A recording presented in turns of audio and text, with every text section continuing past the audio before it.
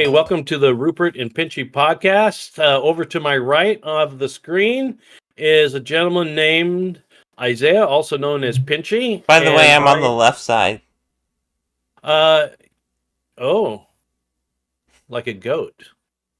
Interesting. You're probably going to switch to screen sites, aren't you now? No, Anyway, I'm not. I can't do that. you're not. And I Unless I mirrored am it, I guess. Rupert. Yeah, I'm Rupert, also known as George. And thank you for joining us today. And um, by all means, like, subscribe, give a comment. If you dislike, that's fine too. It'd be interesting to see, you know, who do Even you though think they don't show the dislikes anymore. Well, they Except on don't show our that? end. On our end, it does. Yeah. But on there, nobody will be able to see how many thumbs down we get. For some reason, we've received 105 dislikes from a group of people in Uganda. Yes, we have an international viewing audience that waits quite for our every wishful word. thinking. Wishful thinking. Actually, we care and we don't care. This is a show that we get together and we talk about thoughts and ideas that we share as interesting, and hopefully you find it interesting. And if anything you disagree or have a question, leave in the comments. We'll try to get back to you on all that. So, how's your day going, Pinchy? All one comment we'll answer to, because that's all we get. Yeah. Okay. So, How am I doing? Yeah. How you doing? I'm good. I'm It's been a long time since I talked to you. Yeah, one day. One day. Yeah. For everyone else, it's not one day, but for us, it is. Because Yeah. time operates differently outside of our podcast. Oh yeah. Yeah. Yeah. So Time is quite different. yeah, time is relative. Anyway, so are we broadcasting in Central Time or Standard Time or Pacific Island Time? I'm not sure. Pacific Island time. Okay. We're Central. Oh, we're Central Time. We're Central. So I interrupted you. When? What did you do in the last 24 hours? What did I do? I slept. Good. And Good. Sleeping is important. I ate food. Mhm. And I did some study this morning. And yeah. Cool. Good morning so far. Yeah. Well, And you? me, I just did my usual, just like you, although I added cigars into it. Well, you won't catch me with a cigar. You'll catch maybe my brother. Someday, yeah. Someday, you, me, and Ethan are gonna have a powwow, and we're gonna smoke the peace pipe, the cigar. So, or maybe not. I don't know. So, okay. So today, Pinchy, I was thinking on the last few days, I've been thinking about, you and I have talked about one of the most amazing things in creation is free will. It's hard to understand, and yeah, that's for sure. Right? And there's a lot of misunderstanding about it. And sometimes we can be guilty of trying to analyze it to such a degree that we think we have it down perfectly. But it's one of those mysteries that is just, we know there's such a thing as free will. You know, it's like when Augustine commented, he said, hey, everyone knows what time is until someone asks you, what is time? And then we realize, wow, that's not an easy question. So anyway, we've talked about free will and how amazing that is. But then I was thinking, how of the individual, and what prompted this is I was watching a podcast, and they were talking about a lot of things, but they brought up the individual, and they brought up because it was a more of a political show, and so they were talking about the individual, and it started my mind to think about how amazing is the concept of an individual. And then I'll throw out a question to you. Good idea. It's kind of a trick question, but is there such a thing as an individual? In what way? Well, that some people think we're just a collective hive mind and there's no such thing as an individual. We all share the same consciousness. Which is a weird thought because, like, when I think I don't control another person's body, I'm thinking my particular thoughts at a particular time, and that just seems odd to me. That kind of idea. On top of that, okay, fine. You think that's true? You totally don't live according to that being true because you do all kinds of things that you think you hide from everybody else. You know what I mean? Yeah. So that's true. But I mean, the one thing I will say on that is the Hindu ideas that as far as I'm aware, it's like there's different levels of existence, and so even though everything is one, let's say, in their view, they're separate at different times. And so, like, that's a little bit different, but it still doesn't make sense to me, like, that we're all the same. And so, yes, the individual exists, but I would say the individual doesn't exist by himself, right? He's not the only thing that exists, and when he makes actions, it isn't always best to do what he wants, stuff like that. So I don't know where you're going with that, but we'll see. Well, just starting the discussion on the idea of the individual, and you bring up Hindu, which is interesting because I think Hindu is one of the 5 top religions of the world.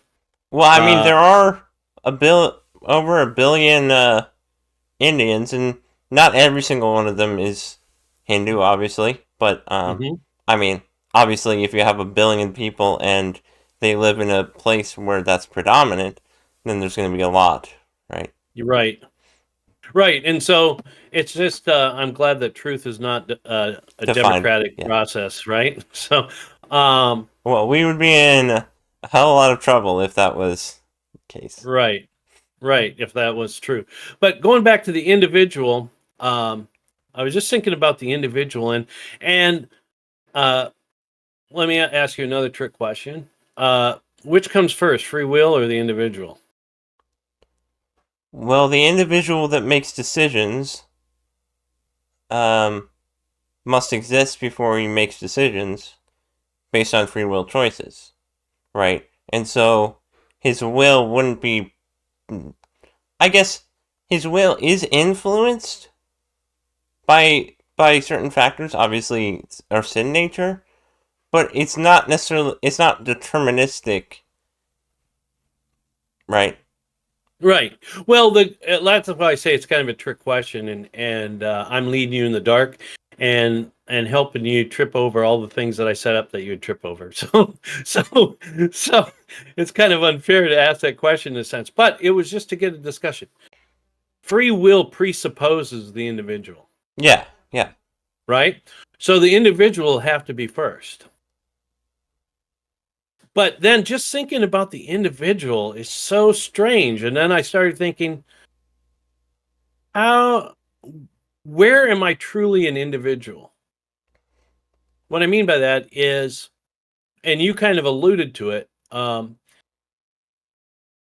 an individual. I live here in Chippewa Falls, Wisconsin, but I'm surrounded by others, right? Mm-hmm. You're not alone. I'm surrounded by a church that I go to. I'm surrounded by family when I travel all the way over to the third world country of Minnesota. And I won't disagree with that. Just picking on you. Minnesota is better than a lot of places. I'm not sure what. North Korea? There's a no, it's much wonderful. better. So I was just thinking how strange it is that there's an individual, and how truly, we hear people talk about the error of radical individualism. Well, the error is not obviously a reality. What I mean by that is if I'm shooting a basketball for a free throw and I face the wrong way and shoot, that's an error.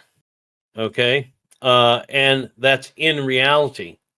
There's a hoop, there's a ball, there's a certain direction to throw it. But there's what I'm trying to say is that there's no such thing As what? as radical individualism. I might need a little bit of clarification because I'm not so sure about that. Well, someone may believe in it, but it's not true. What do you mean? Okay, so someone may believe in radical individualism and operate that way, but it's not. They're not operating in the truth. So how do you define it then? That's my question.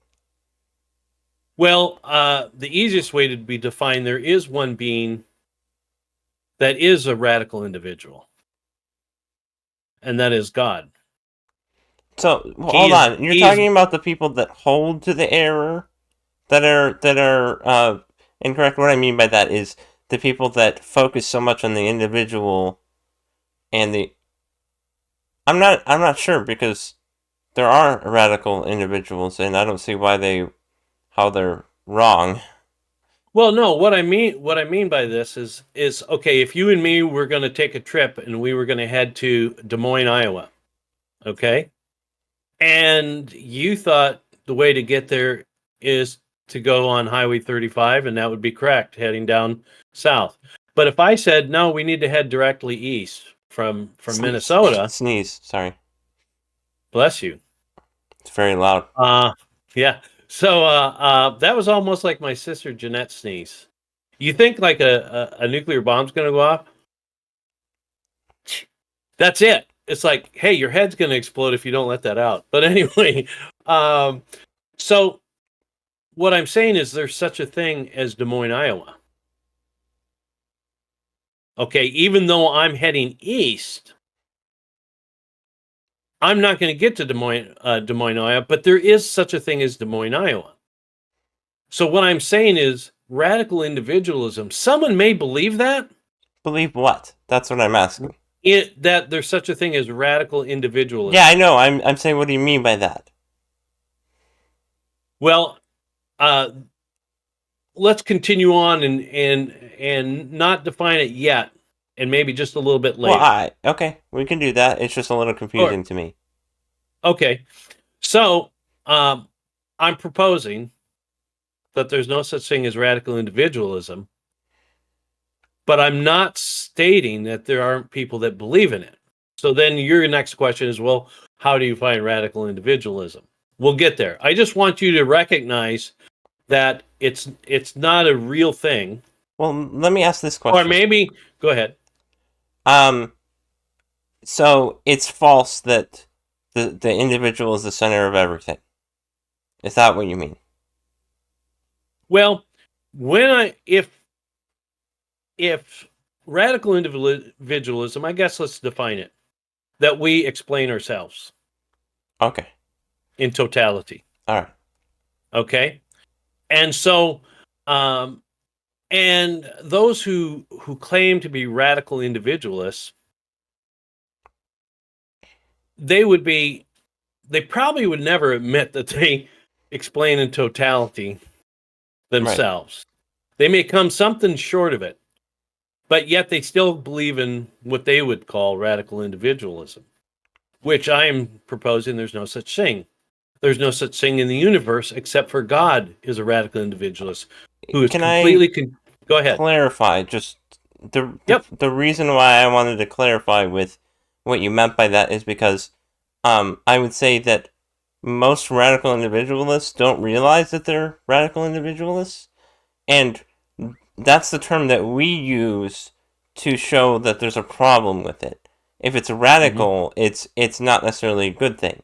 And so that's why I was slightly confused, or just wanted to clarify, because Hmm. um, it is true that there are radical individualists, but their ideology is not true, and that's why I was a little bit confused. Okay.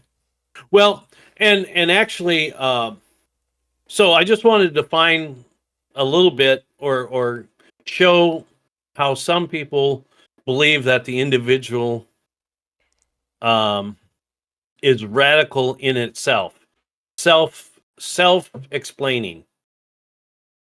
Only God is self explaining. Only He is Or complete in self-determined Himself, as well. self determined, self explaining. He is being itself. He needs no other to qualify Him, um, or identify Him. And so He didn't even need to make us.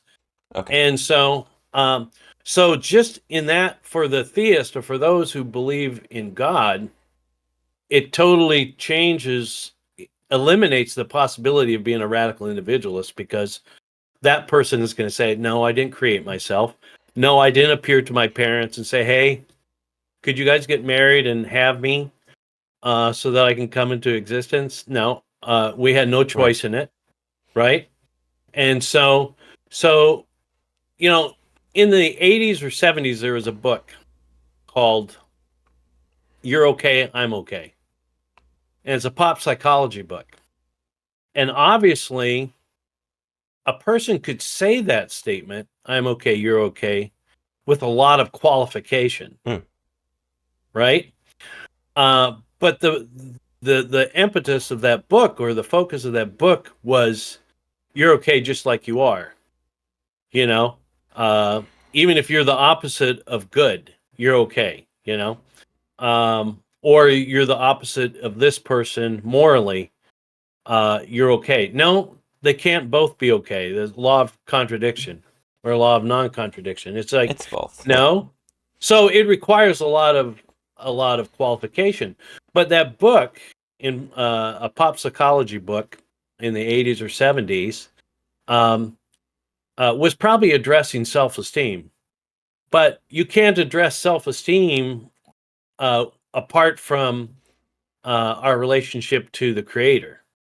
Right. you know right. Yeah. So that book has a lot of, if you're just going to tell someone, hey, don't give up, keep trying, to improve, that's one thing. But if you say, hey, guess what, Hitler, you're fine just the way you are, you're okay and I'm okay. Yeah, and who would say that? Who Honestly. who would say that? But yet certain principles, like that book, or which would qualify as radical individualism in a sense, is that's where that logic leads. So anyway, I was just thinking about the individual, and I started thinking, where in my existence would I truly be an individual? And I could only think of one place or condition where I'd be an individual, and that is accountability. What I'm uh, Accountability now in this life, but also accountability at the particular judgment when I pass away, and appear before the judgment seat of God. I'm a truly an individual in that moment. I'm not sure how you're using individual in this, Okay, because you're what I always an mean, individual. well, what I mean by that is, when I in accountability, even here on earth, but even more so at the judgment seat of God. I don't come there with my parents as part of how I became the individual I was. I don't come with my friends. I don't come with those who were antagonistic against me. I don't come with the school. I don't come with my teachers. I don't come with the country. I don't come with the church. I am there before God as an individual. Oh, okay. And I he, see. I see what you mean. You're saying that, you're going to be responsible for your individual actions, right? And you're not Right. going to be responsible for your family's actions, let's say. So you'll be judged or thought of in individual terms when you appear before God at judgment, or accountability, where he holds you accountable for your individual actions and thoughts and stuff like that, right? Okay. Right. Well, I'm saying that I'm not going to be able to shift the blame to all the things.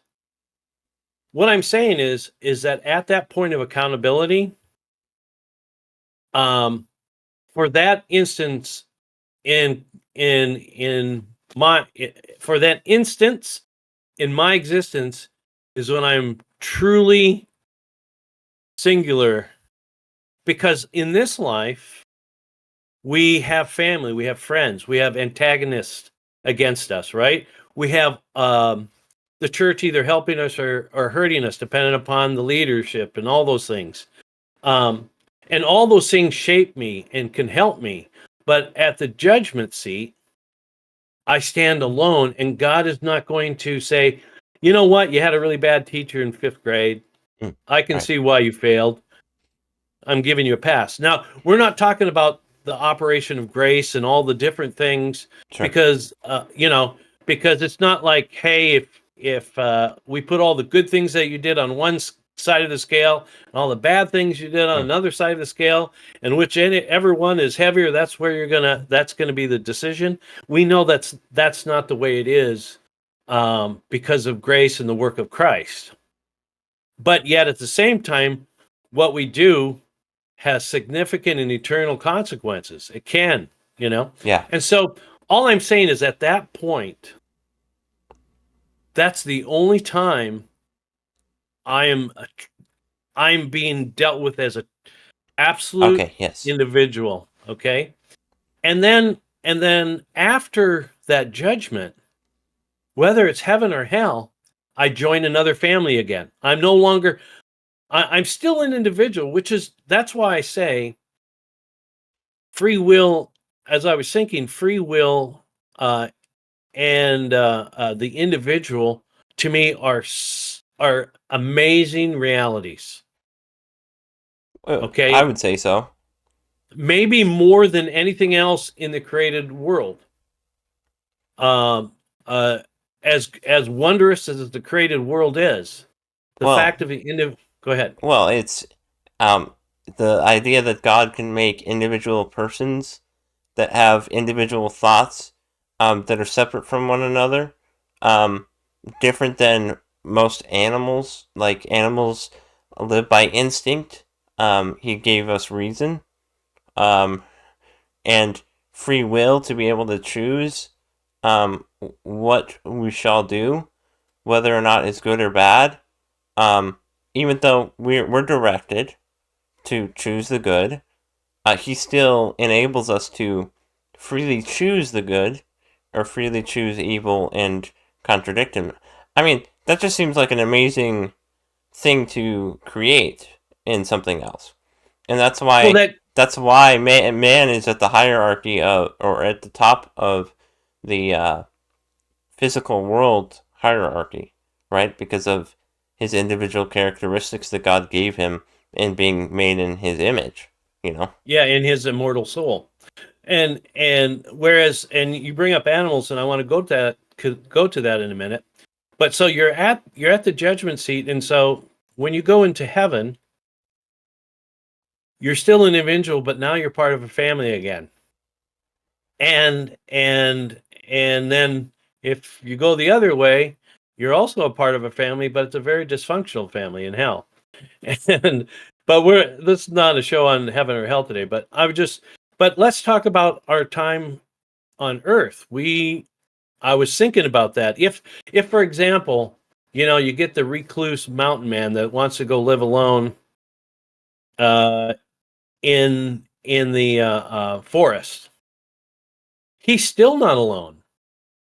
What I mean by that is, first of all, he had to be born by a family. He had to be raised by a family. in however good or bad that was. And then he made a decision to separate himself from people because he thought he could get, he just wanted to focus on himself. Um, but then guess what? He's still dependent on God's um, rain, Mm-hmm.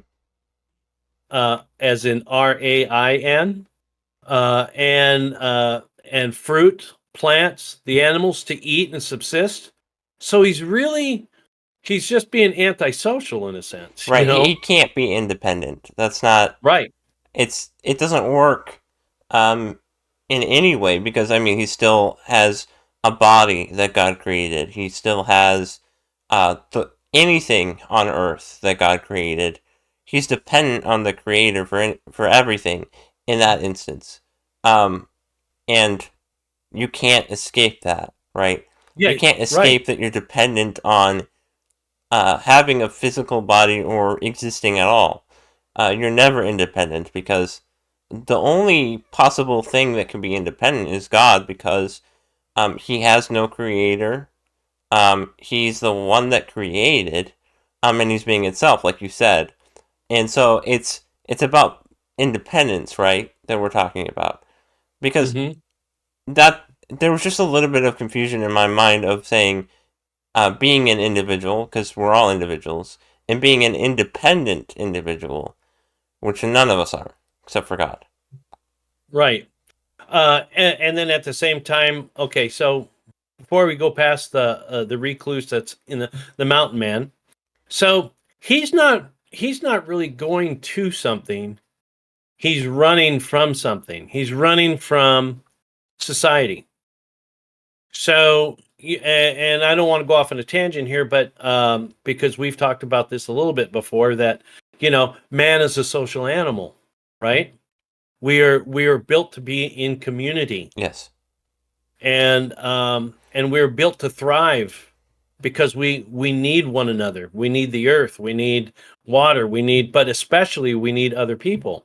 And so that person that has decided that I don't want other people, he's running from society, right? So he's not going to a destination. He's avoiding reality in a sense. And so people can do that, but it's to their detriment. But I want to contrast that with the person that says, well, you know what? I just want to go into the cave and pray to the Lord on behalf of the world. Also, first of all, just to get to know God. Let's say he's just going there because he just wants to know God. He is running to something. He's running to a community. God plus anything else is a majority. So, uh, uh, if God's on your side, that's a majority. Doesn't matter how many billions are on the other side. And so if he wants to seek God. He's not running from something. He's running to something. But on top of that, normally a person that goes to a cave or wants to be a contemplative or that kind of thing, uh, oftentimes they bring society with them because they want to spend the rest of their life, let's say, separate so that they can pray for the community because they know that prayer works, and offering up prayers to God on behalf of their country or on behalf of the community they left or on behalf of the whole world, while at the same time. So the difference between the recluse mountain man and the contemplative is, again, are you running away from something or to something? I don't know what you think about Well, that. also, we kind of talked about this last time. Um, in that one scenario, the man is going there out of love, and um, he's going there to pray and do what he's meant to do. Um, he the biggest thing. Okay, we talked about how love is really to care or to will the best for another for God's sake. Mm-hmm. So if you do that, then you rely on God first, and then or you rely on God first. You focus on God first, and then you can love others truly. And so Mm-hmm. the monk that goes into the mountains is doing it out of a love for God and a love for people, and doing what he can or what he thinks is best in that Mm-hmm. scenario for loving other people. And so, but the recluse isn't doing it out of love. They're typically doing it out of frustration or um, annoyance with the world, right? Or a deformed self love. You know, kind of like the pessimist in a way. Hey, everybody screwed up except myself. You know, and so I'm going to avoid everybody else. And Oh yeah, yeah, definitely. That's the type. yeah, and so um, and that's an unusual person in a sense. That's not a normal situation that I mean, God does call people to do that. But it's not the common, just Right. like it's not the common thing to perhaps go into ministry and forego family. That's not the common thing. And I'm Right. not saying that we can't be involved with ministry if we're married, Right. but I'm just saying in the essence of the Gospels, where it talks about those who are, dedicated to the Lord for that sole purpose without a family can be less distracted than others, perhaps. So again, even that is less than the normal. The normal person is meant to live in community. And so, um, and so you mentioned animals. We're persons, animals are not. Animals are animals. Mm. So, for example, if I got a lion and a lioness as a couple and presented them to the world, I could say, "This is lion. This is everything you need to know about lions." Okay, because lions aren't individuals. They're not persons. So that pair of lions, and the reason I just didn't say the male lion is because of the male and female need to be there for the propagation of the species, but they represent all the lions. I have a question on this. Go ahead. What differentiates their existence from being persons? Why aren't they persons? What?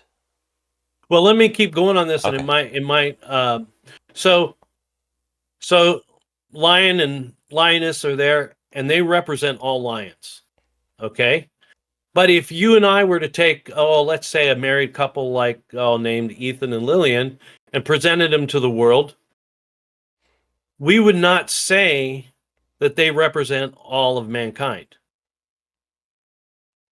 Well, We Adam and would, Eve do. okay, getting ahead of the game, but you're right. But we would not say that that couple represents all of men. We would say that couple represents something very unique. It represents individuals, two of them, Ethan and Lily, but it also represents marriage, right? But they don't. So, an animal, you can take any animal, whether it's male or female, but I just take them in pairs. And you can say that that represents lions, all lions. All lions are like these two lions. Not all of them are the same size. Not all of them live in the same place, but they're all exactly the same. They do not have personal traits that we would liken as to an individual. Now you mentioned, I'm not sure on that point. okay, well, explain to me the question, or what you mean, Oh well, or how I can explain that better. I'm just curious because I would say that one lion is different from another.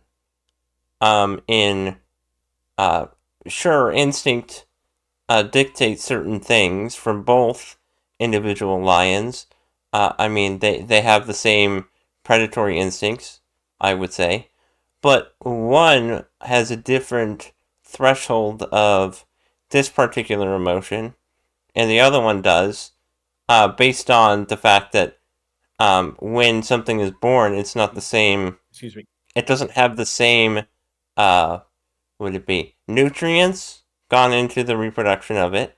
So the way that its brain forms is slightly different. Um, and there's different hormones that exist in animals. So I'm just wondering how we determine that these lions are the same, because I would say that based on uh, physical and biological evidence, we would say that they're not the same unless you're talking about it in a different way. Well, I'm talking about. Let's go back. You mentioned about animals having different emotions compared to another. I would question whether or not an animal has an emotion or not. They feel pain. They have They have the compute chemicals for right. emotional responses, is what I'm saying. Okay. Another subject, but again, that we'd have to go into more depth on what we mean by emotion and the chemical response and how that compares to the human. So what I have to say the difference is that what makes the difference between a lion being only a creature and not a person and a man or woman is that the lion does not have free will. It's not a moral agent. Well, It I'm also can't be curious held. on your view of that, of what you believe separates them from being able to have free will. Let's say. Well, a immortal soul, reason, intellect, and will. They're governed only by their instincts that are bred into them. They Is don't the decide, for difference example. is the difference So, being made in God's image? uh, more completely in God's image, yeah, because anything that's created in a sense has the fingerprint of God upon it, right? Yes, I would agree with Right. that. But God being a free moral agent, uh, for example, the lion isn't going to decide to live in San Francisco or the Sahara Desert. It might end up in San Francisco on its own accord if it migrates and then somehow catches a piece of wood across the Atlantic and then somehow, but it's never going to decide, for example, honey, I think let's raise our raise our pups in San Francisco. They're not going to make that choice. And that's not necessarily a moral choice, but that's a choice nonetheless. They live in instinct where you and I can make a determined instinct where we're or a decision where we're going to live based on we like the weather or my neighbor moved there or um, so that's one thing. And the other thing is a lion is never going to be put on trial for murder. Now a lion may be put to death for killing a person, okay, because it's a man killer, for example, but it's not put to death because it did a moral bad or a moral evil. It in fact for a go ahead. You But have and that's based on what we've how we um, judge things, and also I guess we see God's law specify uh, that humans should not do this act and that when you kill when they put down an animal, for instance, it's because it's a danger to the community. I just want to say one thing. We could have an mm-hmm, entire conversation on this fact because there's a lot of different ideas and views on this. I mm-hmm. would say I would tend to agree with you on them not being moral agents and all that and basing things on instinct. I'm not convinced by other people's thoughts on that, but I just want to leave that there just so that people understand that um, we could talk about this and we could have an entire conversation on this point.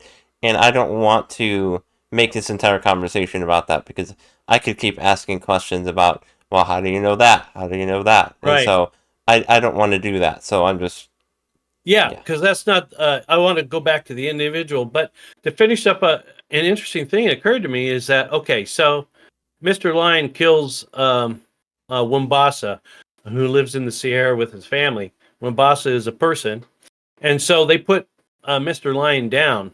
You know, they put him to death because he's a danger to the community. Now they didn't put him to death because he committed a moral wrong. But now, what's interesting if the community says, "Oh well, that's too bad for Mr. Wimbasa, but we're not going to put the lion down." And then Mr. Lion kills Mr. Wimbasa's younger daughter, Sarah. Then they would be The lion is still not guilty of murder, right. but maybe the community is at least guilty of second-degree murder or manslaughter, because they had the moral obligation to protect the community, and Mr. Lion was a danger to the community, Mm-hmm. a lethal danger. Anyway, that's a side note. So all I want to go back to is, like, and you mentioned Adam and Eve, is that, you know, if Ethan and Lillian were standing there, they don't represent all of humanity. They represent Ethan, and Yeah. they represent Lily, and they represent a married couple, husband and wife. That's it. Okay. But you mentioned Adam and Eve. So now if we go to Adam and Eve, a person could say Adam and Eve represents all of humanity in a way that Lillian and Ethan would not, because all of humanity came from them. Yeah, and that would so, be a good right? reason. So keep that thought, because we'll come back to it when we move onwards. But as I was thinking about the individual, okay, does he exist? Where does he exist? How do they exist? It's such an amazing thing, because God obviously is a three persons, one God, and he exists, and he's a moral agent. And if I can use the term loosely, he's an individual, and yet he created something outside of himself that is not him, but is an individual. And so then it just made me think, okay, where is the importance or the focal point of the individual? And I talked about that. It's with our accountability, it seems to me. That's where it really hones in on. And but then we think about in life, okay, so it says that we're the body of Christ, individual members of it, Mm-hmm. which is, but the body of Christ is still a group of people, and it says one body, but yet we're individual members. To me, the individual is just a miracle. So in life, as individuals, air quotes, we are dependent upon family, friends, country, neighbors, the weather. So many things affect us, and they serve the purpose of all creation is to give glory to God. So in our individual lives, again, air quotes, as we live in a family, our primary goal is to reach heaven and behold the face of God as an individual. So all these people in our lives, all our situations, you being in a wheelchair, might make that journey to God harder, or it may give you an insight that makes it easier. But I'm sure it's harder in some regards, physically and emotionally. You have to fight certain things. But why does God allow us to have those challenges as individuals from these outside sources? And yet when we come to the judgment seat of God, those things are not brought into the equation. He's simply looking to the individual person that he's judging at that moment. It just, so as I was thinking about this, or ruminating on the idea of the individual in life, all these things can either help us or hinder us in our walk toward God, correct? Yes. And blessed be God when it's a positive, when it's positive encouragement or true teaching or whatever that may be in a positive sense. But if we have challenges like physical challenges, or we have angry neighbors or angry family members, or we're angry, all these things God depending upon the person, God can use to perfect you and get you toward heading on the right path, correct? Mhm. And so even though we're individual in this life and in the next, whether it would be heaven or hell, we're going to be individuals, but we're going to be part of a family. And so anyway, I was just thinking how interesting the individual is and what an amazing creation. Mhm. And then you think, okay, and you mentioned animals. And I would say the only and we're not going to go into the difference between the animal creature versus the human creature, but I'll just profess blatantly that only angels and men are persons, And God. and God. But we he's person in himself. We are persons because he created us. So in the created order, angels and men are persons, only persons. And because of personhood, we have accountability. And that's why even in the garden, when we were talking about uh, Adam and Eve being the representing, you could put Adam and Eve and say that represents mankind. You could say that, and that would be right. For sure, our flesh, right?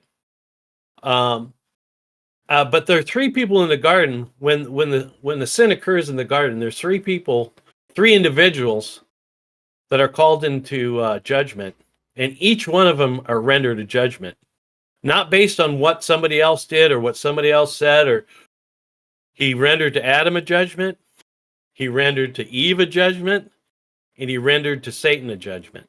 That's interesting.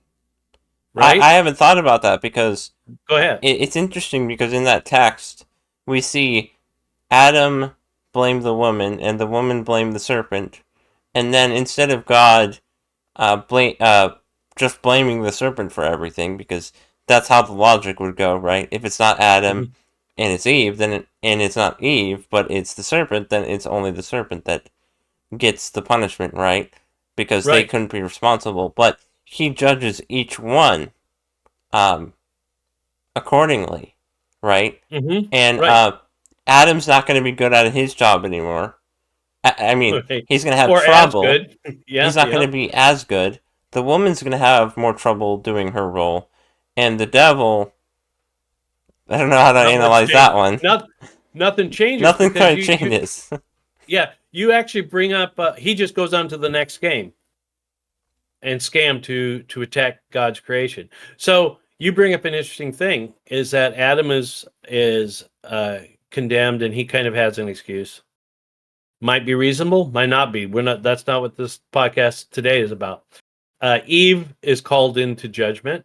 She may have an excuse or not have an excuse. Um, well, let's talk about it briefly. Well, I Adam have one more says, thought when you're go ready, but ahead.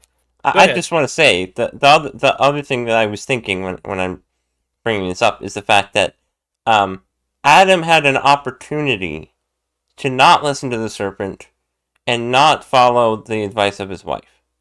He had the opportunity to lead, and he couldn't say, "Oh, well, because she offered this, and she asked me if I would eat of the tree.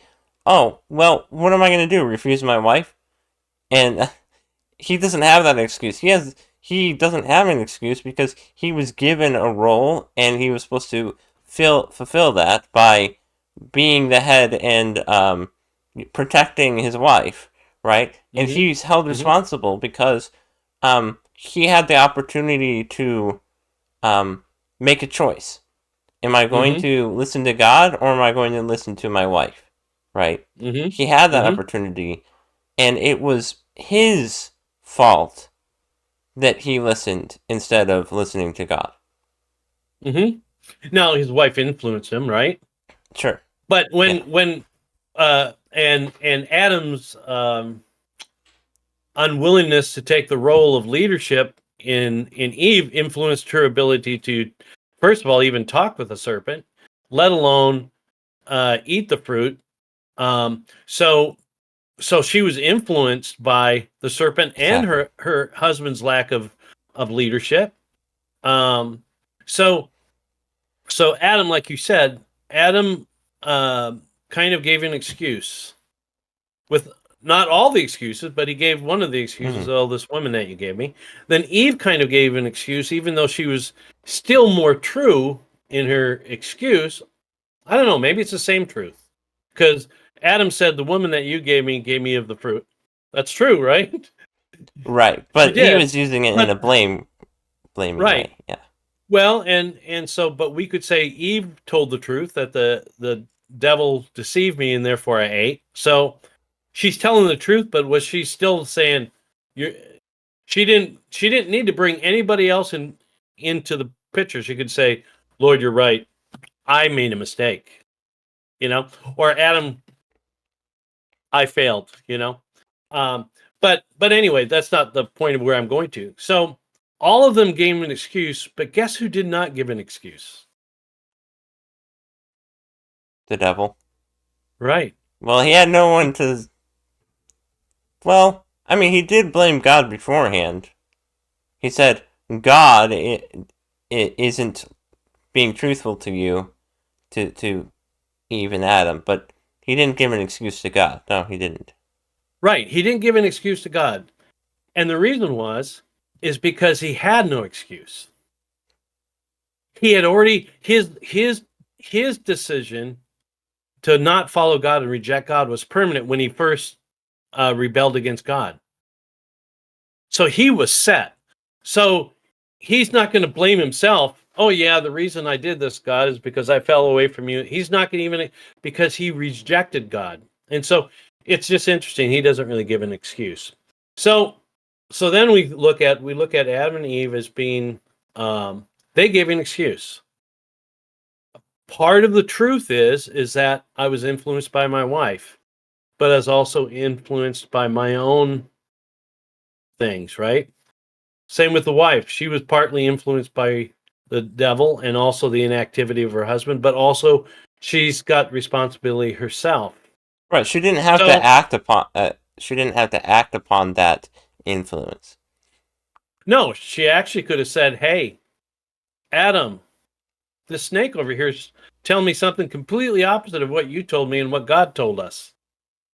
You know, but he tempted her by promising her something that she thought was good. Wouldn't it be good to have your eyes open to see? Wouldn't it be good to be like God? You know, not really ever recognizing that in some sense they were already like God. Definitely more like God than after the fall. You know, before the fall, they were definitely more like God and more um, in union with God than after the fall. So, so then Adam and Eve could represent all of humankind. So, and yet all of humankind, we are not held responsible for Adam and Eve's sin. We're responsible for our own. But because we're in a family, it does affect us. The sin of Adam and Eve does affect us, and and affects the human race. Well, then God sends a savior, and so that's why. I mean, it's so cool to think about. That's why Jesus says in John chapter 3, unless you are born of the water and the spirit, you will not enter the kingdom of heaven. Why? Because you have to become the son of a different Adam, right? You have to get your being from the new Adam. So then when we look at Christ, that's why Christ can he pictures, of course, if you see an image of Christ, that represents all of humanity. But at the same time, he also represents God completely. Something different than you and I. We reflect God. He Hmm. represents God as God. Um, That's true. but so so so again, even though we were in the family of Adam, we're still individuals and going to be responsible. We are born again, and we are born into the kingdom of light, and we have a father, a brother, um, a God, a king in Christ. And so we still are individuals, and we still, though, are held accountable. And because that's even in. So, anyway, as I was just thinking about individuals, I was thinking, in one sense, someone could say the individual doesn't exist because it doesn't exist the way it should outside of a family. And then the individual doesn't exist, whether heaven or here. I'm not going to spend eternity in heaven alone. I mean, I hope I spend eternity in heaven, but it's not going to be alone, I would hope, right? Mm-hmm. Because I would not be fully functional in, even though I'm an individual, I still need a family. It's only at that point of accountability, which I find I find that I wouldn't say support or is evidence of free will, but it goes together with free will. Because if you don't have free will, there's no reason for that judgment. There's no reason for accountability. Right, because some people would say, well, I had no choice. But it'd be like, okay, you had influences around you, but you had a choice to listen to them or not. And when you made that decision, you in your mind, you made that decision. In the world, you made that decision. And so you are being judged as an individual because you had the chance to listen or to not listen, to make that action or not make that action, right? Mm-hmm. And so you could blame everyone around you all you want for their influence, but it will never get rid of the fact that you are the one that made a decision based on their influence. They didn't force you. Right. Well, and so if we go back to the garden and we go like, okay, what do we see there? We see Adam and Eve admitting that they had a choice and that they made a poor choice and that they were influenced by bad actors. Okay?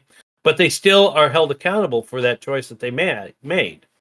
And then we see that in that scenario in the garden, the tempting of Adam and Eve, we may say that the devil didn't have a choice because he was acting according to his nature. But we first have to realize that the devil and his angels fell at their first choice because they're not composite creatures like we are. They don't have the sins of the flesh or the hungers of the flesh or the desires of the flesh, good in its proper order, great evil in its distorted order. They don't have that challenge. Theirs is all intellectual. God showed them himself, and they rejected him. Mystery to us, right? That part is a mystery. How could Satan reject God? But the scripture doesn't tell us why or how or all those things, other than to say that he did. And so if you're that person that says, well, I didn't have a choice, God, you're just taking the position of the serpent in the garden. Why wouldn't you, which would be uninformed, but aren't you a child of Adam and Eve? They had a choice. So wouldn't you think you would have a choice? Anyway, I just thought as I was thinking about the individual, I was just thinking how interesting it is that even though we value our independence, there's never true independence. No. Except for the judgment. and thank God, because we can't do it alone. We cannot do it alone. And that's one thing that we can't build a house alone. I mean, you could, I suppose, in that regard, on a human level or a material level. But in general, you're not going to build a house alone. You're not going to build a family alone. Oh, if you could, then that'd be a little weird. We are all dependent, and so and that goes with grace. The argument about grace that, well, I can't do it alone, you know. Therefore, grace has to do all the work. Well, if that was the case, if grace in heaven was supposed to do all the work for Adam and Eve, how did they fall? They had to cooperate with God's grace, with God's word, with God's edict, with God's commandment. And so um and so they resisted grace and fell. Now God made a way, and that's not this subject of this podcast, but um but we have choices, and we can be influenced by family, friends, neighbors, country, uh the church we attend. We can be influenced negatively or positively by all those things. And in that regard, we're part of that family. But there'll come a time where our true individualism on this earth is being accountable. You know, when someone calls me out and says, "Hey, you were very angry." When I want to go like, "Well, the reason I was angry is because you did this." And Right. then it's like, okay, I'm not practicing accountability. I'm giving up my individualness, uh, my own person, and lessening myself by not being accountable. But someday, you know, the final judgment, that's going to be accountability, and truly, you're going to be an individual judge there. Now, you might tell God, "Well, my parents were, you know, this, and my church was this, or my country was this, or whatever." And if God is willing to take the time, I suppose he could say, "You know, you're right. I'm going to deal with those later." Yeah, you know, but those aren't the reasons why you're at this judgment seat right now, you know. And so that's where we're truly the Independent. miraculous individual. Yeah. Um, and in the United States, people have a really hard time with uh, acknowledging the fact that being pure individualism doesn't make sense. Radical individualism doesn't make sense because we are never independent of everyone. We are never the structure of society is not based on um sorry. No, you're good. People are not alone, and they will always be influenced by others in this world. And so the idea that we could be fully independent and fully be free is not true on this side of heaven, or even maybe even in heaven. Mm-hmm. So people really want their independence, right? And people really want, okay, government can do this and that, but anything that it does that takes over any of my freedom that I have, no, it can't do that. That's about it. And based on that mentality, people are okay with, okay, that person wants to do drugs, okay, then let him do drugs. And that person wants to do that, wants to drive really fast drunk, oh, they can do that. Well, most people wouldn't say that that's okay, right? Mm-hmm. But if you're a Mm-hmm. pure individualist, why isn't that okay? They're making Mm-hmm. their own decisions, right? But Mm-hmm. the fact is, um, we are not independent of everyone. So what we do affects other people, and what they do affects us in many ways, right? Right. Well, that's why you know, there's no such thing as, you know, we hear the term private sin. Someone has a private sin. Um, or, you know, just a hidden sin. And we understand what they mean by that. But in reality, anytime we fall short, anytime we sin, it affects us, but it affects others. Small ways sometimes, very small ways sometimes, but at very large ways sometimes. And cumulatively, if we think about the world in you know 8 billion people or 7 billion people, and and all of us sin according to you know the Epistle of John and common sense besides. Um, and we think of what is the effect, negative effect of all that sinning on a world or on a I have culture. an example. Huge. Go ahead. Well, let me just give a personal example because this happens sometimes. I bet everyone has struggled with this. You're doing something like you're trying to work on a project and it's not going right at all. And let's Mm-hmm. say you're alone studying and you can't figure it out. Many times you can get angry. It's like, it's not going this way. It should go the way that I want it to go. And then it affects you. It's like, I'm angry. And then let's say that somebody comes in your room and says, hey, it's time, we're about to eat. Why don't you come out here? Maybe you would be like angry at them, not because of them per se, but because of the project you're working on and it not going the way that you want. Well, how's that going to affect them? They're going to be frustrated because you're frustrated at them for no reason, even though they're just simply coming to you and telling you that it's going to be time to eat soon. And then, how's your day going to go? It's like, we have this tension that's going on, and that spills over to somebody else. And so that's an example of private sin of anger, just being angry Mm-hmm. that it's not working the way that you want it, Mm-hmm. seeping out into the world. And who knows what that's going to affect.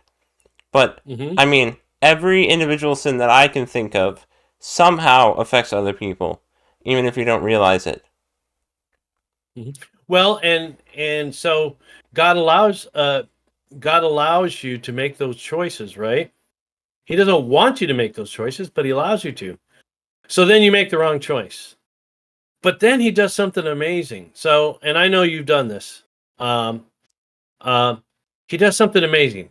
Okay, so you react negatively. The food's coming. They react negatively. There's tension, and then all of a sudden, God's grace steps in, and you go like, you know what? I'm sorry, Mom. I was totally out of order. I was, and what was meant for evil, you know, anger or Became an frustration, opportunity for forgiveness and repentance. and exceeds in a strange way. Had you done what was right and not been angry, that would have been great. That's what God wants. But yet God is so good that, okay, you do fall. You repent and correct that by grace. And all of a sudden, it's even better than had you done it right in the first place because it draws you closer, you know? Isn't that what the So, point that Paul makes? In talking about grace abounding, and then he asks the question, well, should we sin that grace may abound? And he says, by no means should we sin mhm, that grace may abound. Um, but that's interesting. Yeah, that's true. yeah. So, and then, so we as individuals, we do believe there's such a thing as an individual, a person. Um, God doesn't judge a nation and say everyone in that nation is damned. He may judge a nation and overthrow a nation, but that is in temporal handling of whatever situation. But he knows there's individuals within that nation that are faithful to him, and he knows there's some that aren't faithful to him. So he doesn't condemn a group. Oh, the left-handed people are out. I have a Go I ahead. have an interesting parallel with that.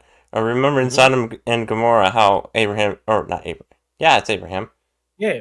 He Hmm. says, well, should you destroy the city if there are 10 righteous in the city in this place? He's like, and God says that he will not. But then what does he do? He takes out all the righteous people. Even though it's not 10, it's Right. Abraham and his family. They're the ones that are righteous in that city, and he brings them out. And he Hmm. judges the city then. He doesn't Hmm. judge those righteous people. Um, Hmm. and so he made a way of escape for them so that they will not be judged for the Hmm. sins of the nation. That's just an Well, and he interesting said, thought. well, that's yeah. So he said that if there's 10 people, I won't destroy 10 righteous people. I won't destroy the. Well, there weren't 10 righteous people, right? Right. But he still saved the righteous people. Now, going back to the beginning of that, when Abraham was like, he knew that Lot's there, you know, and Lot's family, and he's like, Lord, are you going to destroy that? So, are you going to destroy that country, or that area, and sweep away the righteous with the wicked? Well, Abraham assumed something. He assumed that by God destroying that Sodom and Gomorrah, that meant that he's just going to wipe everybody out. Right. Well, God didn't give any information that was the case. Had Abraham not even had that intercession, that pleading, which it's written in the scriptures for us to learn about intercession and prayer and standing in the gap for others, because God could do all things by himself, but he includes us in him. But had Abraham not even asked, it's very possible that he would have smoked Sodom and Gomorrah, and Lot and his daughters would have been standing there and walked out of it. You know what I mean? There was no indication. Just Abraham assumed that everyone in there was going to be killed. But anyway, that's a excellent point, and kind of what we're saying. So we all need one another to intercede for one another. We can help each other, both negatively and positively. I guess negatively would be not helping, but depending upon how we take the challenge or the cross. But there was one individual that could do it alone. Only one person went to the cross, right? Mm-hmm. Christ the Lord. And could. Now he had his Blessed Mother at the foot of it, and the Apostle John. And perhaps the reason why the Blessed Mother's there is it's kind of a reflection of the Garden of Eden, that they both fell. Well, in this case, Jesus is the only one that could die for our sins, but the woman is still there at the base of the cross, which is kind of appropriate because the man is the leader. You could draw those parallels or typology from there, but he was the only. That, but all right. Well, I would say it's easily drawable, but truly, the only one. Christ went to the cross alone. You and I need one another. Now, if there wasn't anybody else, if we were the only righteous person, then God's Spirit would sustain us, right? But he chooses to use both positive things in our lives and negative things in our life to strengthen us, to challenge us, and to encourage us. So anyway, that's really all I had. I just was thinking about the individual and how interesting it is how we know the individual exists, but it only truly exists in joy when it's with other individuals. And only God himself can exist out in joy apart from anything else other than himself. He doesn't need us for his joy. He gets joy from us, but he doesn't need us for his joy. It's not made any fuller by by looking down on faithful children being, hey, wow, look at, they're riding a bike. That's really good. Oh, look at, they're learning how to read. That's really awesome. But it doesn't add anything to him. Whereas you and I, we need those other individuals to add to us, add the joy to us.